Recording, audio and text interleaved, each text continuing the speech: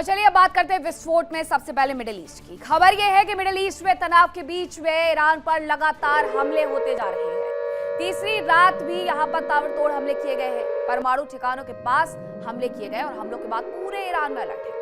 हमले के बाद एक्शन में IRGC भी नजर आ रहा है। 3 दिन से लगातार ताबड़तोड़ हमले और उसके साथ साथ इजराइल से लेकर के अमेरिका तक का ये इनकार कि उनकी तरफ से ये हमले नहीं किए गए हैं, इसे और ज्यादा उलझाते जा रहे हैं। जो ये तस्वीरें सामने आई हैं, ये ईरान के अलग अलग हिस्सों की तस्वीरें हैं। हर जगह सिर्फ आग, धुएं का गुबार, विस्फोट की तस्वीरें नजर आ रही हैं। ईरान धधक रहा है, दहल रहा है, लेकिन कोई भी तैयार नहीं है जिम्मेदारी उठाने के लिए कि ये हमले उसकी तरफ से किए गए हैं।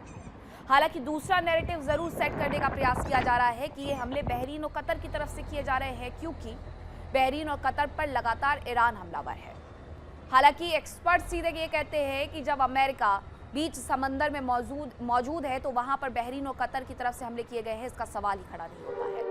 एक और खबर आ रही है, उसके बारे में भी आपको बता देती हूँ। इन सब हमलों के बीच में ईरान का अमेरिका पर बड़ा आरोप देखने को मिला है। उनकी तरफ से कहा गया है, अरागची की तरफ से, कि उन्होंने शांति समझौते पर अरागची ने एक बड़ा बयान दिया है। जो MOU साइन किया गया था, अमेरिका MOU तोड़ रहा है, ये अब्बास अरागची विदेश मंत्री वो कहते हुए नजर आ रहे हैं।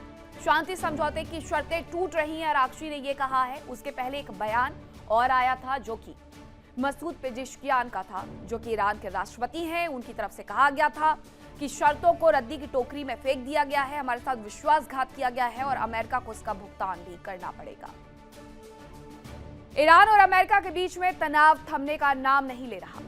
अमेरिका ईरान पर रोजाना नए तरीके से दबाव बढ़ा रहा है, तो वह ईरान भी आर पार के मूड में है।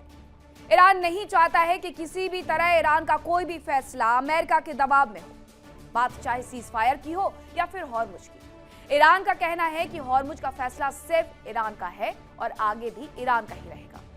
उधर ईरान पर हो रहे हमलों ने दुनिया को एक बार फिर से टेंशन में डाल दिया है।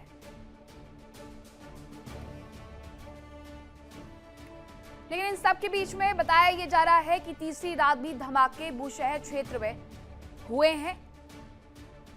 और क्या हुआ वहां पर तीसरी रात जो धमाके हुए हैं बुशहर में, उसके बाद लगातार ऐसी तस्वीरें सामने आ रही हैं जो बता रही हैं कि बुशहर का पूरा भौगोलिक इतिहास बदल दिया गया है, सब कुछ तबाह कर दिया गया है। कोनारक नौसैनिक बेस के पास यह हमला हुआ है।